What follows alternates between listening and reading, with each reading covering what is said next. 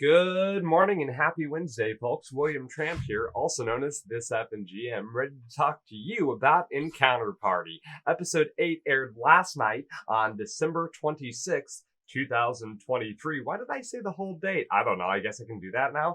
And I have a couple things I want to say about it. But before we get into that, I should probably mention there's going to be spoilers in this review and recap. That's the usual case in whenever you recap an episode of a television show that aired. So if you're not interested in spoilers, check out one of my other videos. They're the best. They're okay. Let's go ahead and get started talking about episode 8. Hit it, Tommy. There's no Tommy here, there's only Tiamat! I have no idea why I did that. All right, well, in this episode, we begin in the pineapple surprise. Vin has just arrived and heads straight to a table with some companions of his. They kind of flag him down. Asher sort of hangs out on the peripheral, but eventually joins them. We meet Burgie, Ilion, and Carol, whose names I'm probably butchering because I'm still a little under the weather and, oh boy. Anyway, well, they thought that Vin was dead. We discovered that Vin's father took a contract from Aranakia, a big one. And remember who Aranakia is, right? The Yuan Ti who does secret dealings in the back room of the sizzle pit. Anyway, everyone died on the contract, or at least that's what they believe, due to the nature of the torches. The uncle was the only survivor. One man out of about 50. When Uncle returned, he disbanded the Longstriders. Then, at that point, asked Asher to help him discover the truth of what happened here. And she tells him about her sister and says that she will help him if he helps her with her situation. They are both told that they should speak with Aranakia by the other three former members of the Longstriders, I guess. We also, by the way, discovered that the torch is, in fact, a magic item called the Vital Flame, and it does, in fact, track life sources from distances. So, got that one right. Vin agrees to help find the sister, and they decide to head to the sizzle pit. Now, the lights turn blue at this point, and there's a somber motif as these two are attacked in the streets. All right, so let's talk about this. There's a whole fight ensues as Asher and Vin are attacked by a group of people calling themselves the Future. Now, what they say is, "We are the Future," but it's pretty clear that those are with capital letters. The Future is dressed in blue, very similar looking blue to the bandana that Dridian had, and they also bear the symbol of that sort of that open eye symbol I was mentioning before. We note that they also not all of them, but most of them seem to bear some sort of like blue monocle, which again kind of reinforces this whole eye theme that I'm thinking is happening here. And apparently this monocle allows them maybe like see kind of future movements as they're happening. Basically gives them like a special bonus against an attack roll. I think like once per combat before the thing is shattered.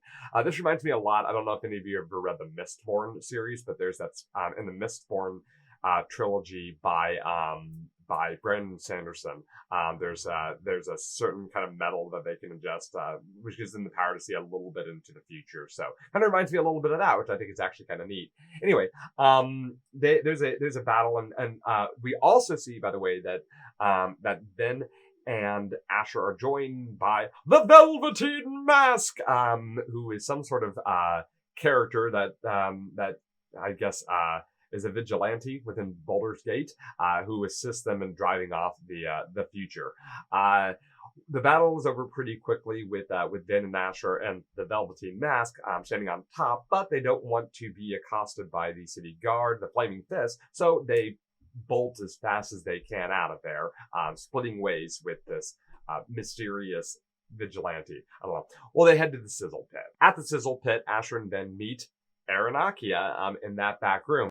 Asher tells the Yuan Ti of his sister, and Vin talks about his uncle. We learn that the uncle is somewhere on assignment right now. He's not in town. We also learned that Asher's sister must be talking to people. I'm kind of wondering what that means. Aranakia points out to Vin that he must not know where his uncle is, otherwise Vin would not be here. So we're basically getting the idea that Aranakia is getting information as much as she is kind of giving, but not really. She does the whole like oh, that's interesting, say a little more, and you're like, okay, maybe this conversation is a bad idea. That's right.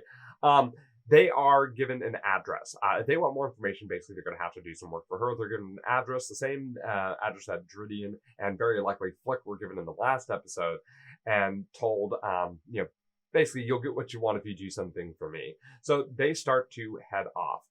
Then, by the way, warns Asher about kind of being loose-lipped about things, which, okay, I can understand why Faye may not be the most secretive person that we could have in the party, but that's okay. There always has to be one in every party, right? Hey, my lighting just got better. I forgot to turn on my equipment. Anyway, all right, we head over and take a look at Flick. Flick has just arrived at his destination, which is the Medigus household, stronghold, townhouse. I don't know what we call it. Flick is met at the door by Olivina. Hey, reunion. Who then brings him inside so that he can deliver the book that he had to Medigus Almori. Amori tells Olivina to leave and has a kind of a frank discussion with Flick, making sure that Flick didn't read the book and verifying if he saw anything. Flick assures him he didn't see anything about the book, he doesn't know what's going on, and just wants to get paid. As that conversation is happening, there's another knock at the door, and wouldn't you know it, Dridian has just appeared. Okay, we've now got Olivina, Flick, Dridian, and Tolo all in the same place. I think I see what's happening here. Dridian hands over a missive that he had received from Aranaki. I probably should have mentioned that the last episode. Receives a missive that he had received from Aranaki, hands it over to Medigus Almori. It is a contract by Medigus Willowwalk. The Willowwalk, by the way, who is Olivina's mentor, who hasn't been seen since, it has never been seen. Flick gets paid 1,000 gold pieces and is informed that that's half pay. Olivina decides to grab Tolo to bring them all together because, like, hey, it's a little ship reunion, but there's another knock at the door, and guess what? It's a full ship reunion because it's Vin and Asher. Okay, so everybody is back together. Medigus Almori reveals that Willowwalk's contract is about a sword, probably the sword for those of us who have been paying attention to Dridian's quest, and that someone is on the contract, someone by the name of Vernon Grex. The group begins to discuss whether they plan to kind of investigate this or not. Almori is suggesting that Alavino should go.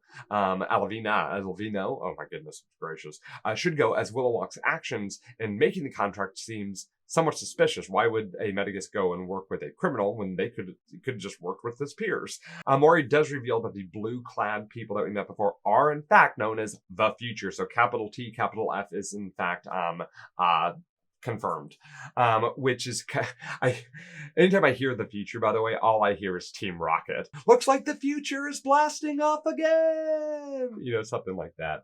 Tolo reveals on this conversation that they all had a shared dream, which very much interests Medigus Almori, because Almori apparently had no idea that they had all had this shared dream. During this conversation, they all agree to take the contract, filling out all the slots that are needed, and they all sign it. Literally, it's kind of fun to actually watch them sign the prop. At this point, everybody else levels up. This is the level up condition. Now the group is gathered here, and they begin to prepare for travel. They are met by a tall tiefling in chainmail, who we learn is Vernon Grex from the contract. Flick knows him, by the way. They are part of the same organization, and Vernon is going to be assigned as team leader of this expedition, which is going to take them out of town. So Brian, when this is kind of an interesting house rule, when they head out of town, Brian does a sort of bonding activity between the groups. I'll kind of read this off here. Looks like they get some sort of bonding check. And if they succeed, they get like communal inspiration. This group is apparently the charisma group because they all roll insanely high. And then what Brian does is he takes the total number, adds it together, and then compares it to some sort of target DC. They're supposed to roll for each day of travel. A total number is added in and checked against that target. As they travel, they realize that they succeed.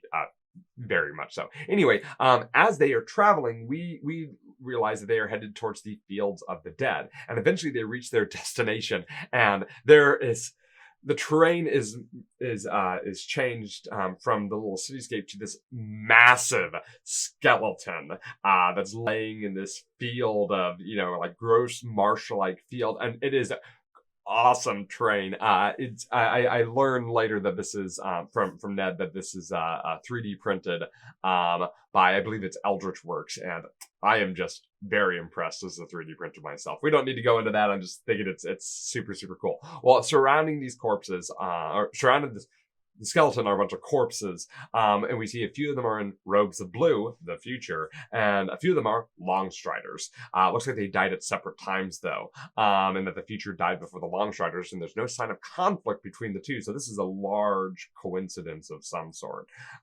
We watch Vin and Drinian begin to pay respects to the dead, and the episode ends. So, just outside of this giant skeleton.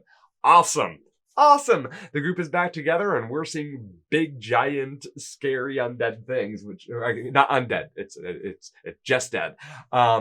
But yeah, it's super awesome. Of course, I'm kind of hoping that maybe next episode they get to fight a giant skeleton, but that may be a little bit too much because that's a awesome train piece, and to have to remove that immediately to put down a different miniature would be, that'd be kind of sad. But on the other hand, it'd be very cool. Anyway, let's go ahead and talk about what I liked about this episode, what I didn't like so much about this episode, and what I'm interested to see. Things I liked. Well, I really like them signing the contract together. I love it when there's a prop, and not only when there's a prop, there's an interactable prop. So that was really cool to see.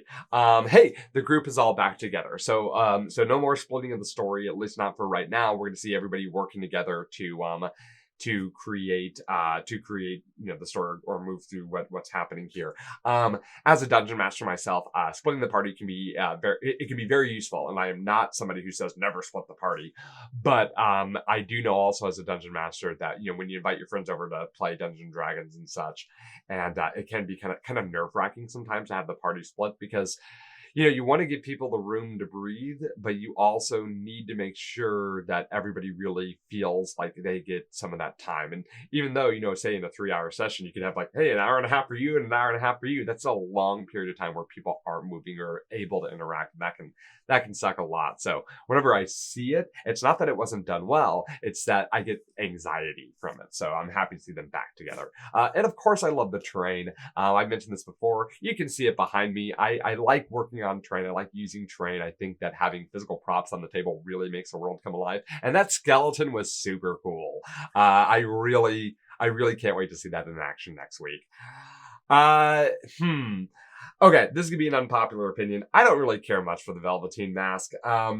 It's whenever I see this happen, like an NPC suddenly arrives to save the day, it always kind of feels like, that this is some sort of like mistake on the dungeon master's part, like, oh no, this combat was a little bit too heavy, so we had to bring somebody in. And that may not be the case. I'm sure the Velveteen Mask has some sort of like backstory here, but it always feels a little bit Deus Ex Machina to me, I guess. Also, and this isn't Brian's fault necessarily, it's just a trait he chose for the character, but the Velveteen Mask got a bit old after a bit. I feel like if I were sitting at that table anytime that guy starts talking, not Brian, but the Velveteen Mask, that I'd want to get up and walk out of the room and maybe go get a soda or something. But that's personal opinion. I'm sure plenty of people like the character, and it doesn't matter whether I like it or not, just is a character in the story, so that works. What am I interested in? Let's talk about the interest.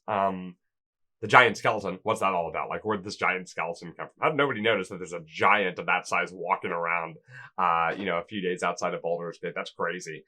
How did they switch out that terrain? I'm sure that this is just like camera magic, and that there's some sort of pause we didn't see. But wow, that again, I'm not doing it justice by talking about it. You just have to see it. It looks phenomenal. The sword. I maybe the Velveteen Mask here. Maybe the reason why the Velveteen Mask is not just because they may have the sword. I don't know. There's not any real reason. The sword of Drinian, by the way. Drinian's Moonblade, not Moonblade, I don't know. I am curious about where the Velveteen Mask really fits into the story. I know I said that they are listed as a home, but maybe we just don't know enough yet, and so I'm trying to figure out like how are they going to tie that back in.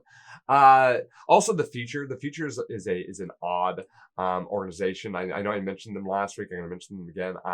I'm curious on how they tie into everything. So right now, my current theory is that the closed eye and the open eye symbols. My guess is that Drinian is after a closed eye symbol group, and this powerful magic curse sword is missing. then my theory is that this group may have gotten a hold of the sword, and then this has advanced their plans, and their eyes have opened to see more of what's going on. You know, like kind of like a cult, right? Like a cult that operates in different stages. And maybe they just have a graphic designer on their culty team who decides, hey, every time we advance this phase, we could have a new graphic. And everyone else is like, dude, we could just have one graphic. And the guy's like, no, we can have new graphics each time. You know, that's gonna be a ton of budget and marketing materials. It's all right. Just a little bit of paint on some walls, right? Anyway, so my current theory is that the open eye and the closed eye are connected, and that it may have something to do with Dridion's sword that causes the eye to open. Also, I'm beginning to suspect that even though the Future and the Longstriders arrived at this giant skeleton separately, I can't help but wonder if maybe Vin's uncle, who survived whatever happened to the skeleton when the Longstriders were here, if Vin's uncle didn't see something, maybe through the Future, the organization, and maybe decide to join, and maybe that's also another part of the phase moving forward. I don't know. I'm just spitballing ideas here right now. So these are just things that I'm thinking of. These are things that I'm interested in seeing play out. I want to see how this all, not only the characters come back together, but the story all ties together. Okay. That was a lot of nonsense. I'm just spitballing ideas, right? Okay, well that's it. Thank you for joining me today and talking about Encounter Party, episode 8, Co-Signed to the Future. Did I do that at the beginning? Did I forget to actually give the episode name? Co-Signed to the Future. The next episode of Encounter Party will air on January 2nd, 2024, so next year, at 9 p.m. Eastern Standard Time on the Dungeons & Dragons Adventures Network, which you can find on Freevee or Plex. I also should mention that, hey, did you know that Encounter Party has a Discord? A lot of people get together and watch the show, and then we'll live chat during that. You should check out the Discord. I spend a fair amount of time there kind of sharing my theories and such. It's a lot of fun. You can find the link in the thing below. Otherwise, hey, thank you for joining me. If you enjoyed these recaps, if you enjoy these reviews, let me know by hitting that like button and maybe hitting that subscribe button. If you don't really have much use for these, I'm still going to do them anyway, so get out of here or stay. You do you. Either way, I'm going to be leaving because this episode's over. So thank you for joining me, and I look forward to seeing you next week.